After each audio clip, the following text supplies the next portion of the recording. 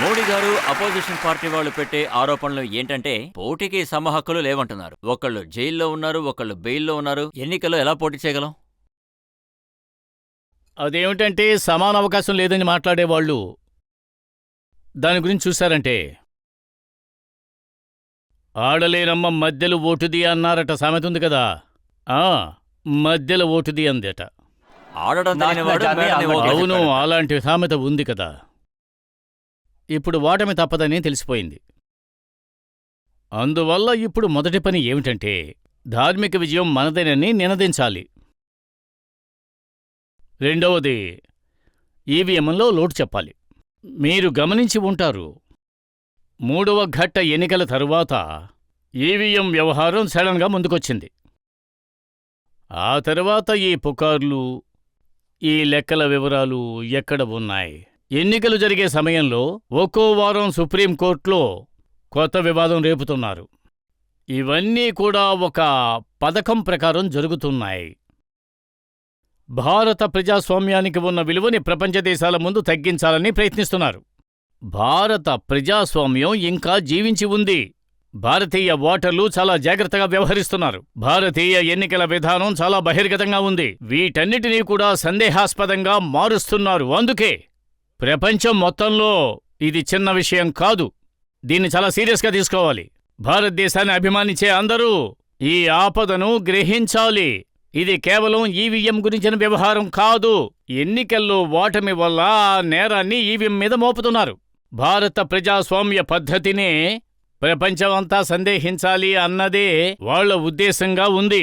India మర్యాద తగ్గాలి, ప్రపంచ స్థాయిలో అవమానం జరగాలి, అదే వీళ్ల ఉద్దేశం. అందులోనూ మోడీ గెలిచారు అంటే ఇప్పుడు ప్రజల చేత ఎన్నుకోబడిన ప్రభుత్వం నిజమైన ప్రజాస్వామ్య పాలన ఎంత ఉందో ఈ ఎన్నికల తరువాత భారత ప్రధాని ప్రపంచ ముఖ్య నాయకుల్లో ఒకరిగా మారతారు.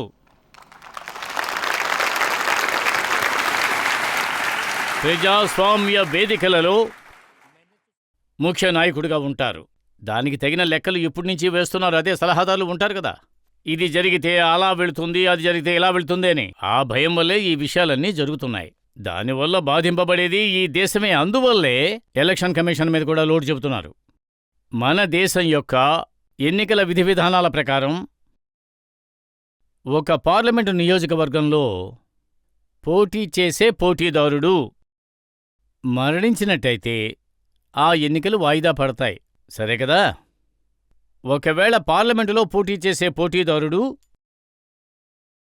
చనిపోయారంటే ఆ నియోజకవర్గ ఎలక్షన్లు వాయిదా పడతాయి. ఇంకో తేదీలో ఎన్నికలు జరుగుతాయి. ఎవరైనా చెప్పండి, రాజీవ్ గాంధీ అనే ఒక వ్యక్తి పార్లమెంటుకి సంబంధించిన క్యాండిడేట్, ఆయన తీవ్రవాదుల దాడిలో మరణించారు. ఆయన సీటుని క్యాన్సిల్ చేసి ఉండాలి, ఎన్నికలు వాయిదా వేసి ఉండాలి. కానీ అప్పుడు ఎలక్షన్ కమిషన్ దేశంలో ఉండే అన్ని ఎలక్షన్స్ని వాయిదా వేశాయి. అందులో ఏ లాజిక్కు లేదు.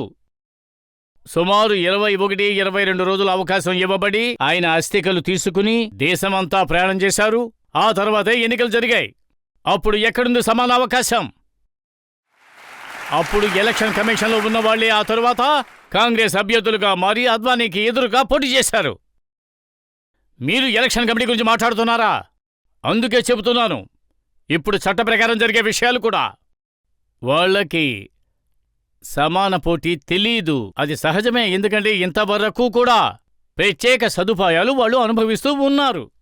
మా పార్టీ నాయకుడు ప్రపంచంలోనే అతిపెద్ద రాజకీయ పార్టీ, దేశంలో ముఖ్య అపోజిషన్ పార్టీ నాయకుడైన జనవరి 26, ఆగస్టు 15 మా పార్టీ అప్పటి నాయకుడికి 7వ సీటో 8వ సీటో కేటాయించబడుతుంది.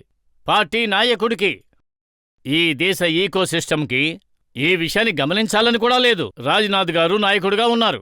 నేను చూశాను 15 లోపల వాళ్ల ఒక ఎంపీ పార్టీ నాయకుడు కూడా కాదు.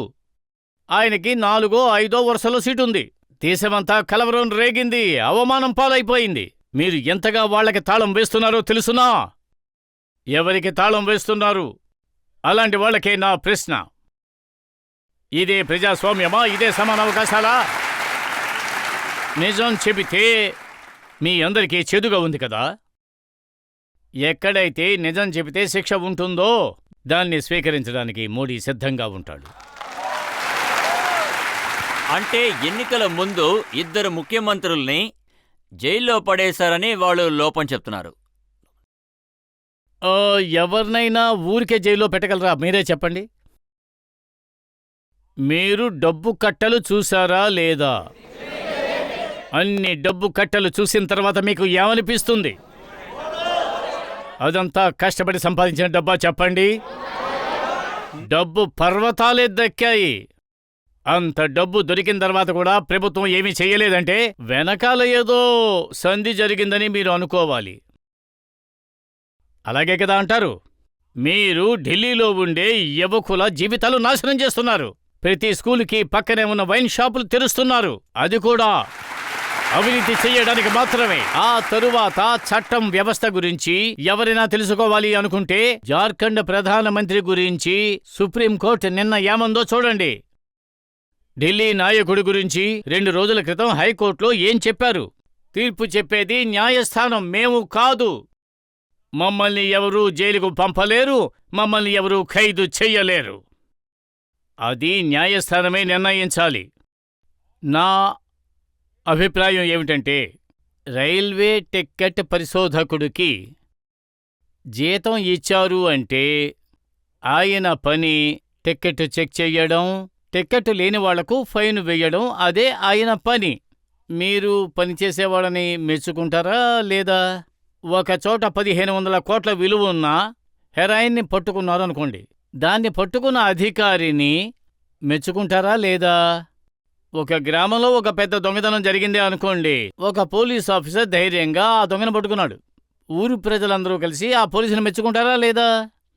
ఈడీ 22,000 కోట్ల డబ్బుని చీజ్ చేశారు. అందుకోసం దేశమే ఈడీని మెచ్చుకోవాలి. ఎందుకలా అరుస్తున్నారు? ఆ 22,000 కోట్లు మీవా?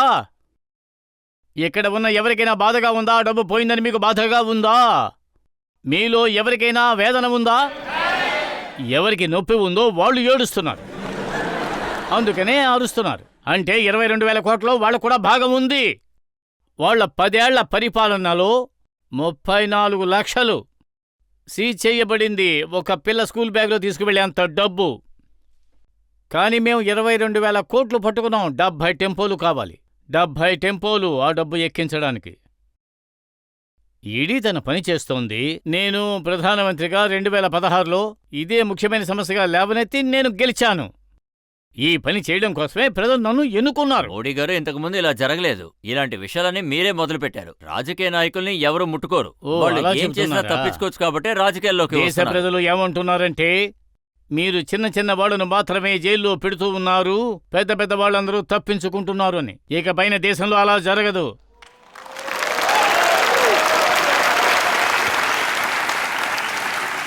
ఎవరైనా నా గురించి మంచి అభిప్రాయాన్ని రాయాలి అన్న ఉద్దేశంతో నేను ఈ ప్రభుత్వాన్ని నడపడం లేదు. టీవీలో హెడ్లైన్స్లో నా పేరు రావాలని ఈ ప్రభుత్వం నడపడం లేదు. నా దేశ ప్రజల జీవితాలు బాగుండాలి, నా దేశంలో అవినీతి అంతమైపోవాలి. అందుకోసమే నేను ప్రభుత్వాన్ని నడుపుతున్నాను. మాలో వేసుకుని తిరగడానికి రాలేదు. మీ ప్రభుత్వం చేసిన పనుల గురించి నా దగ్గర ఒక చిన్న వీడియో ఉంది. అందులో వయసైపోయిన ఆడవాళ్లు ఉన్నారు. వేరే వేరే చోట్ల నుంచి మీరు చేసిన పనుల గురించి వాళ్ళు మాట్లాడారు. సోషల్ మీడియాలో అవైలబుల్ గా ఉంది, చాలా వైరల్ గా ఉంది. అది నేను మీకు చూపించాలనుకుంటున్నాను. मोदी जी पसंद है? अरे लीजिए, वो कहे वाली बात है। सबसे बेस्ट काम कर रहा है, सबसे उन्नति हो रहा है देश का। मोदी अच्छा नहीं का और कौन अच्छा है? इतना पार्टी आया, इतना गया, कोई देश का भलाई किया? वो जब तक रहेंगे तब तक देश चलाएंगे। पैर दिया, अच्छा, लैट्रिन दी, पानी दिया, पेंशन दी, वोट देता है मेरे को। अच्छा, वोट तो दोगे? वोट देंगे जरूर, ब्लॉक में देंगे। अच्छा। कुछ ना मिला। अरे हम कहिए नहीं कि योगी मोदी के लिए काम ऊपर खाना हम देखा दूसरे के वोट कहीं के नहीं, हमें खाएगा देना, पैसा देना। सच्चो? कब का झूठा? घर हमारा बना दिया, अच्छा, शौचालय हमारे बना दिए, 500 रुपये पेंशन आ हमारे। और क्या भाई, माता मोदी है, मोदी रहेगा जब तक मेरी जिंदगी। और क्या ऐसी सरकार तो आई नहीं जैसी सरकार है भाई।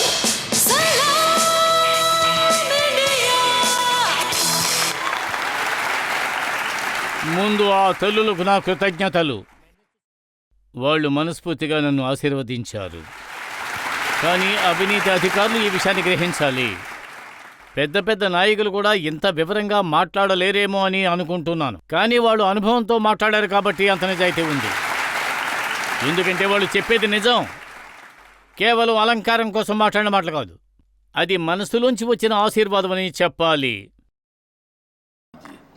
అదే నా బలం. మా ప్రభుత్వానికి ఒక గొప్పదనం ఉందంటే అది ఇదే, లాస్ట్ మైల్ డెలివరీ. పథకాలు ఎప్పుడు ఆఖరి మనిషి వరకు కూడా చేరాలి. అది నాకు చాలా సంతోషాన్ని కలిగించింది. ఈ పని చెయ్యడానికి నాకు చాలా సంతోషంగా ఉంది. అందువల్లే ఆ తల్లి నన్ను ఆశీర్వదిస్తున్నారు. అందుకే నేను ఇంత నిజాయితీగా చేస్తున్నాను. చంద్రాయన్ చంద్రమండలానికి వెళ్లడం కూడా అదే నిజాయితీగా చేశాను. పూర్తి అభివృద్ధే నా ఉద్దేశం. అందుకు నేను ప్రయత్నిస్తాను. తల్లుల ఆశీర్వాదం నాకు ఎప్పుడు ఉంటుంది. అదే నా భాగ్యంగా భావిస్తాను. మోడీ గారు, ప్రజలకి మీరిచ్చే డబ్బు వాళ్ళకే వెళుతుందంటే దానికి కారణం అది డిజిటల్గా ఉండడం వల్లే. ఎస్ జైశంకర్ ఈ ప్రోగ్రాంకి వచ్చారు. ఆయన ఇంట్రెస్టింగ్గా ఒక సంఘటన చెప్పారు. అంటే వ్యాక్సినేషన్ సర్టిఫికేట్ వాళ్ళ అబ్బాయిని చూడటానికి అమెరికాకి వెళ్ళినప్పుడు చూపించాల్సి వచ్చినప్పుడు రెస్టారెంట్లో ఉన్నప్పుడు ఆయన మొబైల్ ఫోన్లో చూపించారు. కానీ వాళ్ళ అబ్బాయి పాకెట్లోంచి ఒక పేపర్ తీసి చూపించారు. అప్పుడే ఇది ఇండియా, ఇది అమెరికా అని అనిపించిందట. ఇది వింటున్నప్పుడు నాకు చాలా సంతోషంగా ఉంది. కానీ పార్లమెంటులో,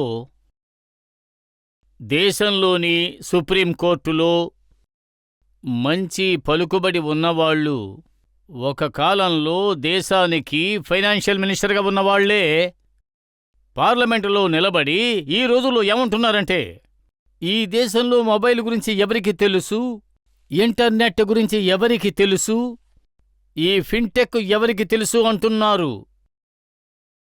ఇదేమీ పాత విషయం కాదు, కొన్ని రోజులకు ముందు జరిగిందే చెబుతున్నాను. కానీ ఇంకో పక్క మన దేశం డిజిటల్ ఇండియాగా మారి G20 కూటమిలో నేను చూశాను. ప్రపంచంలో ఉన్న అన్ని దేశాలు అడిగాయి, ఇంత పెద్ద మార్పు ఎలా జరిగింది అని అడిగింది. ఇప్పుడు కూడా విదేశాల నుంచి అతిథులు వస్తే వాళ్ళ ఎంబసీ ఒక వీధి వ్యాపారి దగ్గరికి తీసుకెళ్లి చూపిస్తారు. ఈయన ఆన్లైన్లో డబ్బు తీసుకుంటారు అని చెబుతారు. ఆన్లైన్లో తీసుకుంటున్నారు అని. భాష తెలియకపోయినా పర్వాలేదు. అందువల్లే మన దేశంలో డైరెక్ట్ బెనిఫిట్ ట్రాన్స్ఫర్ విజయం సాధించింది. కోవిడ్ కాలంలో చాలా ధనవంతమైన దేశాలు కూడా తమ ప్రజలకి డబ్బులు పంపించడానికి ఉద్యమించారు. కానీ పంపలేకపోయారు. అలాంటి మెకానిజమే వాళ్ళ దగ్గర లేదు. ఈరోజు నేను వ్యవసాయదారులకు డబ్బులు పంపుతున్నప్పుడు 2000 రూపాయలు సంవత్సరానికి 3 సార్లు. నాకు 30 సెకండ్లే పడుతోంది. 11 కోట్ల డబ్బు చేరింది 30 సెకండ్లలో. మేము విజ్ఞానాన్ని అవినీతికి వ్యతిరేకంగా ఆయుధంగా ఉపయోగిస్తున్నాం. ఒక పక్కన ఏజెన్సీ వాళ్ళ పని చేస్తున్నారు, అదే సమయంలో మేం టెక్నాలజీ మూలంగా బహిరంగంగా మేము చేస్తున్నాం. డైరెక్ట్ బెనిఫిట్ ట్రాన్స్ఫర్ ద్వారా మేము సుమారు 35-38 లక్షల కోట్లు డైరెక్ట్ బెనిఫిట్ ట్రాన్స్ఫర్ చేశాం. రాజీవ్ గాంధీ గారు ఒకసారి చెప్పారు, ఢిల్లీ నుంచి ₹1 వస్తే 15 పైసలే జనానికి చేరుతోంది అని. అప్పుడు ఆ 85 పైసలు ఏ చేతికి వెళుతుందో మనం గ్రహించాలి. ఎందుకంటే పంచాయతీ నుంచి పార్లమెంటు వరకు వాళ్ల పరిపాలనే కదా ఉంది. మరి ఇప్పుడు వాళ్ల చేతుల్లో చీపురు కూడా ఉంది. ఇంతకుముందు 85 పైసలు వెళ్ళిందంటే ఇప్పుడు 95 పైసలు వెళ్ళిపోతుంది. ఎందుకంటే అందుకు తగినట్టుగా వసతి కూడా ఏర్పడింది. అందువల్లే మీరు చూశారు అంటే ఆ లెక్క ప్రకారం చూస్తే 38 లక్షల కోట్ల రూపాయలు ఆ కాలపు పద్ధతిలో వెళ్ళి ఉంటే సుమారు 28 లక్షల కోట్ల రూపాయలు ఎవరో ఒకరు ఖచ్చితంగా కొట్టేసుంటారు. కానీ ఇప్పుడు ఈ డబ్బు తిన్నగా వెళుతోంది, వాళ్ల బ్యాంక్ అకౌంట్కే తిన్నగా వెళుతోంది. అందువల్లే మనస్ఫూర్తిగా వాళ్ళు చెబుతున్నారు, అందువల్లే మనస్ఫూర్తిగా అభినందిస్తున్నారు వాళ్ళు. ఇప్పుడు వాళ్లకు అనిపిస్తోంది ఢిల్లీలో వాళ్ళ అబ్బాయి కూర్చుని ఉన్నాడు అని. దాని దాడే అది. అంటే ఇంతకు ముందు కూడా ప్రభుత్వాలు ఉండేవి, అధికారం కూడా ఉండింది, సిస్టమ్ కూడా ఇదే. అలా ఉన్నప్పుడు మీరసలు ఏం మార్చారు? డబ్బులు వాళ్ళకి స్ట్రైట్గా వెళుతోంది, వయసైన తల్లులు కూడా చెప్తున్నారు. ముందు ముఖ్యమైన విషయం ఏమిటంటే మన దేశంలో ఎప్పటి వరకు ప్రధానమంత్రిగా ఉన్నవారు సాధారణంగా చూస్తే సెంట్రల్ గవర్నమెంటులోనే వాళ్ళందరూ కూడా ఉన్నారు. స్టేట్లో పనిచేసి వచ్చిన ప్రధానమంత్రులు చాలా తక్కువ మంది. అలా వచ్చిన వాళ్లకు ఎక్కువ కాలం అవకాశం దొరకలేదు.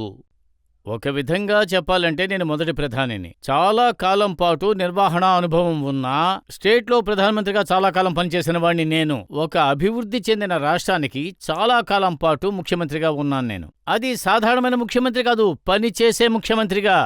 కేవలం ఫైల్స్ మాత్రమే చూసేవాడిగా కాదు, మార్పుల్నే లక్ష్యంగా చేసుకుని పనిచేసిన వాణ్ణి. ఆ అనుభవం నాకు ఉపయోగపడింది. ఆ అనుభవంతో నేను ఒక చిన్న విషయాన్ని చెబుతాను. నేను మొట్టమొదటిసారిగా మీడియాకు చెబుతున్నాననుకుంటున్నాను. అదేమిటంటే కొంచెం ఎక్కువగా చెప్పాలంటే లేదు, సమయం పడుతుంది. పర్వాలేదు, పర్వాలేదా? మాట్లాడండి. మన ప్రజలకి బోరు కొట్టకూడదు కదా మరి. లేదు లేదు, అలాంటిదేం లేదు. మీరు మీరే చెప్పండి, అడగండి. మీకు బోర్ కొడుతుందా? నా 2 అనుభవాల గురించి చెప్పాలనుకుంటున్నాను. అప్పుడే పని ఎలా జరుగుతుంది, పనిని ఎలా చెయ్యాలి అనేది మీకు వివరంగా తెలుస్తుంది. నేను అనుకోకుండా ప్రధానమంత్రిగా అయిపోయాను అక్టోబర్ 7వ తేదీ 2001లో. అంతకుముందు ఎమ్మెల్యే కూడా కాదు, పోలీస్ స్టేషన్లో కాలు పెట్టిందే లేదు. ఈ రాజకీయ అనుభవం నాకు అసలు లేదు. నా జీవితంలో చెప్పాలంటే అదే నిజం. హఠాత్తుగా ప్రధానమంత్రిని అయ్యాను. అప్పుడు భూకంపం కూడా వచ్చింది. అది జరిగిన కొన్ని రోజులకి నాకు బాధ్యతలు వచ్చాయి. నేను పదవిని స్వీకరించాక భూకంపం జరిగిన చోటికల్లా వెళ్ళాను. అది ప్రపంచంలోనే వచ్చిన అతిపెద్ద భూకంపాల్లో ఒకటిగా ప్రకటించబడింది. అక్కడికి వెళ్ళి చూసినప్పుడు 7-8 నెలల తర్వాత కూడా ప్రజలు ఏదో ఒక లోటు చెబుతూనే ఉన్నారు. పరిస్థితుల్లో కూడా ఏ మార్పు లేదు. ఆ తర్వాత నేను అక్కడి నుంచి తిరిగి వచ్చేశాను. అధికారులతో మీటింగ్ అరేంజ్ చేశాను. అప్పుడు నేను వాళ్లను అడిగాను, నివారణ పనులు ఎలా చేస్తారు అని అడిగాను. అప్పుడు వాళ్ళన్నారు, మార్చి నెలలోపులో ఇది ముగుస్తుంది, ఆ తర్వాత మాసంలో ఇది ముగుస్తుంది, అది ఇది అని చెప్పారు. నేను చెప్పాను, మీ మెదడులో ఈ ఫైనాన్షియల్ ఇయరే వచ్చి నిలబడుతోంది, దేశం దాని ప్రకారం నడవదు. నా మొదటి పయనం దాని నుండే మొదలయ్యింది. నేనన్నాను, ఈ ఫైనాన్షియల్ ఇయరు ఇవన్నీ కూడా మీ మెదడును తీసేయండి అని చెప్పాను. జనవరి 26కి 1 సంవత్సరం అవుతుంది. ప్రపంచపు మీడియా అంతా కూడా అక్కడికి వస్తుంది. అక్కడికి వచ్చి వాళ్ళు మీరు ఏం చేశారని చూస్తారు. అప్పుడు మీరు వాళ్ల ముందు బోర్డు పెట్టుకుని మా పథకం మార్చి వరకే అని చెప్పకూడదు. డిసెంబర్ ఎండలోపులో మీరు ఏం చెయ్యబోతున్నారో నాకు చెప్పండి. అన్ని విషయాలు ముందుగానే ముగించండి. అప్పుడు అధికారులకి ఇతనిలో ఏదో విషయం ఉందని అనిపించింది. ఆ తర్వాత నేను అన్నాను, భూకంపం వల్ల బాధింపబడిన 43 భాగాలు చాలా ముఖ్యమైనవిగా ఉన్నాయి. నేను అధికారులతో చెప్పాను, మీరు ఒక్కొక్కరు ఒక్కో భాగానికి వెళ్ళండి. శుక్రవారం, శనివారం, ఆదివారం మీరు అక్కడే ఉండిపోవాలి. ఎవరైతే బాధింపబడ్డారో ఆ భాగాల్లో ఉండాలి. సోమవారం సాయంత్రం నేను మీటింగ్ జరుపుతాను. మీరు ఏ భూభాగానికి వెళుతున్నారో ఆ భూభాగంలో ప్రధానమంత్రి మీరే అని అనుకోండి. మీరే ప్రధానమంత్రి, నేను చెప్పింది చేసి రండి అన్నాను. వాళ్ళు వెళ్లారు. మన రూల్స్ అలా ఉన్నాయి అన్నారు. ఇది జరగడానికి అవకాశం లేదు, మన రూల్స్ అలా ఉన్నాయి అన్నారు. ఆ రూల్స్ ఎవరు పెట్టారు అన్నాను. మేమే పెట్టామన్నారు. ఎందుకంటే వాళ్ళు ఏసీలోనే ఉన్నవాళ్లు. తిన్నగా వెళ్లి రంగంలోకి దిగిన తర్వాతే వాళ్ళకు తెలిసింది గవర్నమెంట్ పెట్టిన రూల్సే ప్రజలకు వ్యతిరేకంగా ఉన్నాయి అని. నేను చెప్పాను కదా, మీరే ఆ భాగానికి ప్రధానమంత్రి అని. మీరు ప్రధానమంత్రి అయితే మీరు ఏం చేస్తారు అని అడిగాను. ఆ తర్వాతే వాళ్ళు అన్ని రూల్స్ అండ్ రెగ్యులేషన్స్ మార్చారు. మనం ప్రాక్టికల్గా ప్రవర్తించాలి అని అనుకున్నారు. ఆ తర్వాత నిజంగానే డిసెంబర్ ఎండలోపలే అద్భుతమైన పని జరిగింది. ఆ తర్వాత జనవరిలో నేను ఢిల్లీలో ప్రెస్ కాన్ఫరెన్స్ పెట్టాను. నేను ఢిల్లీకి అన్ని దేశాలకు సంబంధించిన అంబాసిడర్లందరినీ పిలిచాను. ఎందుకంటే గుజరాత్కి అన్ని దేశాల వాళ్ళు కూడా సహాయం చేశారు. జనవరి 22 నుంచి ప్రపంచంలో ఉండే అన్ని మీడియాలు కూడా అక్కడికి వచ్చి చేరాయి. మీరు అప్పటి న్యూస్ చూడండి, మెచ్చుకోవడం తప్ప ఇంకేమీ లేదు. పూర్తిగా అభినందనలే ఉన్నాయి. పరిపాలన అదే, అధికారులు వాళ్లే, రూల్స్ కూడా అవే. కానీ ఆ తర్వాత నేను ఇక్కడికి వచ్చిన తర్వాత నేను చేసినవేమిటో మీకు చెబుతాను. అందరూ కార్యదర్శులతో నేను మీటింగ్ పెట్టాను. అందరూ కూడా పెద్ద పెద్ద అధికారులు. నాలాంటి వందలాది నాయకుల్ని చూసిన వాళ్ళు. కొంతమంది అయితే 3-4 ప్రధానమంత్రులు కూడా చూసిన వాళ్ళు. వాళ్ళందరికీ ఇదంతా చాలా సాధారణమైన విషయమే. ఇదే నిజం. అందుకే నేను మీటింగ్ పెట్టాను. మనం ఒక పని చెయ్యాలి అని చెప్పాను. మీరు మసూరీలో శిక్షణ పూర్తి చేసుకుని బయటకు వచ్చిన తర్వాత వచ్చిన మొదటి ఉద్యోగం ఐఏఎస్ అధికారిగా ఆ చోటుకే మళ్ళీ తిరిగి వెళ్ళండి అని చెప్పాను. అంటే మొదటిసారిగా వాళ్ళకి పోస్టింగ్ వచ్చిన చోటు, వాళ్ళని పంపిన చోటు చాలా చిన్న ఏరియా కావచ్చు. నేను చెప్పాను, మీరు అదే ఊరికి వెళ్ళండి, అదే చోటుకు వెళ్ళండి. వీలైతే మీ కుటుంబాన్ని కూడా తీసుకుని వెళ్ళండి. అప్పుడు మీరు ఎక్కడ నివసించారు, ఆఫీసు ఎలా ఉంది, ఆ ఊరు ఎలా ఉంది, అదంతా కూడా మీ కుటుంబానికి చూపించండి. ఖర్చులన్నీ గవర్నమెంట్ భరిస్తుంది. ఆ తర్వాత నా దగ్గరికొచ్చి చెప్పండి, మీరు ఆ స్థితి నుండి ఇక్కడికి వచ్చారు, మీరు వదిలిన ఊరు ఎలా ఉంది అని చెప్పండి అన్నాను. ఆ తర్వాత నేను ఏ పాఠం చెప్పాల్సిన అవసరం లేదు కదా. ఆ తర్వాత అందరూ వచ్చి మా కళ్ళు తెరిపించారు అన్నారు. 30 ఏళ్ల ముందు మేం వెళ్ళిన ఆ ఊరు ఇప్పుడు కూడా అదేలా ఉంది అన్నారు. కానీ మా జీవితాలు మారాయి, మా పిల్లలు అభివృద్ధి చెందారు, కానీ ఊరు మాత్రం అలాగే ఉంది. అప్పుడు నేను అడిగాను, ఈ రూల్స్ పెట్టింది ఎవరు? వాళ్ళకి నేను ఆ విషయాల్ని తెలుసుకునేలా చేశాను, వాళ్ళని మోటివేట్ చేశాను. అందువల్లే గవర్నమెంటు అదే, ఆఫీసు అదే, ఫైల్సు అవే, చట్టాలు అవే, రూల్స్ కూడా అవే. కానీ పనితీరును కొంచెం మార్చితే పరిస్థితి మొత్తం మారిపోతుంది. అదే నేను చేశాను. ఢిల్లీ అధికారులకి నా గురించి ఒక అభిప్రాయం ఏర్పడింది. ప్రధానమంత్రి జన్ధన్ పథకాన్ని నేను ఏర్పరిచినప్పుడు అప్పుడు నేను నిర్ణయించుకున్నాను, బ్యాంకులన్నీ నేషనలైజ్ చేయబడ్డాయి, ప్రజల కోసం బ్యాంకు తలుపులు తెరుచుకోబడ్డాయి. ఇందిరాగాంధీ మాటలు మీరు వినే ఉంటారు. ఒకే రాత్రిలో అన్ని బ్యాంకుల్ని జప్తు చేశారు. కానీ నేనిక్కడ చూసినప్పుడు దేశంలో 50% ప్రజలు బ్యాంకు తలుపులే చూసిన వాళ్ళేరు. వాళ్ళందరూ ఎవరు? ఎస్సీ, ఎస్టీ, ఓబీసీకి చెందినవాళ్లు. ప్రతి ఒక్కరికి బ్యాంకు ఖాతాలు తెరవాలి అన్నాను. అప్పుడు బ్యాంకు అధికారులు అన్నారు, మినిమం డబ్బైనా వెయ్యాలి, వాళ్ళ దగ్గర డబ్బులే లేవు అన్నారు. డబ్బులు లేకుండా ఖాతాలు ఎలా తెరవాలి అన్నారు. స్టేషనరీ ఖర్చులు పెరిగిపోతాయన్నారు. నేనన్నాను, ఆ ఖర్చులన్నీ కూడా గవర్నమెంటే భరిస్తుంది అన్నాను. కానీ వాళ్లకు ఖాతాలు తెరవాలి అన్నాను. అప్పుడు వాళ్ళన్నారు, ఎవరు ముందుగా వస్తే వాళ్ళకి ఖాతాలు తెరుస్తామని చెప్పారు. నేను చెప్పాను, వెతకాలి, మీరే వెళ్లి వెతకాలి. ఎవరికి బ్యాంక్ అకౌంట్ లేదో వాళ్ళకి మీరే ఓపెన్ చేయాలి, వెతికి తీసుకురావాలి అన్నాను. ఇలా అన్ని వివరాలు చెప్పాను. అప్పుడు అరుణ్ జైట్లీ గారు ఫైనాన్షియల్ మినిస్టర్గా ఉన్నారు. ఆయన ఇక్కడే పెరిగినవారు. ఆ తర్వాత ఆయన పరిస్థితి వేరే విధంగా మారిపోయింది. ఆయన అడిగారు, మోడీ గారు ఇంత కింద వరకు వెళ్లాలా అని అడిగారు. నేను వారం మీటింగ్ పెడతాను అన్నాను. మీరు కూడా అక్కడికొచ్చి కూర్చోవాలి. ప్రతి వారం 30-40 అధికారుల్ని పిలుస్తాను. ఈ రోజు ఎన్ని అకౌంట్స్ ఓపెన్ చేశారో అని అడుగుతాను. ఏ బ్యాంకులో ఎన్ని అకౌంట్లు తెరిచారు, ప్రైమ్ మినిస్టర్ ఇదంతా చేశారా అని ఆశ్చర్యపోయారు. ఈ ప్రైమ్ మినిస్టర్ ఇంతే మరి. అప్పుడే ఇండియా రాజకీయ అధికారులకు అర్థమైంది, పనిచేసే ప్రభుత్వం అంటే ఇదే అని. ఆ తర్వాత నేను బ్యాంక్ అధికారులతో కూడా మాట్లాడాను. నేను ప్రతి బ్రాంచ్కే కూడా ఫోన్ చేస్తాను. మీ బ్రాంచ్లో పని ఎందుకు స్లోగా ఉంది అని అడుగుతాను. ఒక చోట పని బాగా జరుగుతుంటే వాళ్ళతో ఫోన్లో మాట్లాడతాను. మీ బ్యాంకులో చాలామందికి బ్యాంకు ఖాతాలు ఓపెన్ చేశారు ఎలా అని అడిగాను. దానికోసం నేను 3 నెలలు కష్టపడ్డాను. ఈ రోజు నాకు గర్వంగా ఉంది. ఈ రోజు నా దేశంలో ప్రతి పౌరుడికి బ్యాంకు ఖాతా ఉంది. అందువల్లే డైరెక్ట్ బెనిఫిట్ ట్రాన్స్ఫర్ ఈరోజు సాధ్యమయ్యింది. అది మాత్రం జరగకుండా ఉంటే, దీనికి ముందు నేను అకౌంట్ తెరవమన్నప్పుడు అందరూ అనుకుని ఉంటారు, ఈ మోడీ బుర్రకి ఎవరో ఏదో ఎక్కించారు అని. కానీ మోడీకి ఉన్నది ఎంత ముందు చూపు అనేది వాళ్ళకి అర్థం కాదు. అప్పుడు కేవలం అకౌంట్లు మాత్రమే తెరవబడ్డాయి. ఈ రోజున అదే అకౌంట్లు వాళ్ళ జీవితాన్ని మార్చేశాయి. ఈ రోజున లక్షల కోట్ల రూపాయలు వాళ్ళ బ్యాంకు ఖాతాల్లో ఉన్నాయి.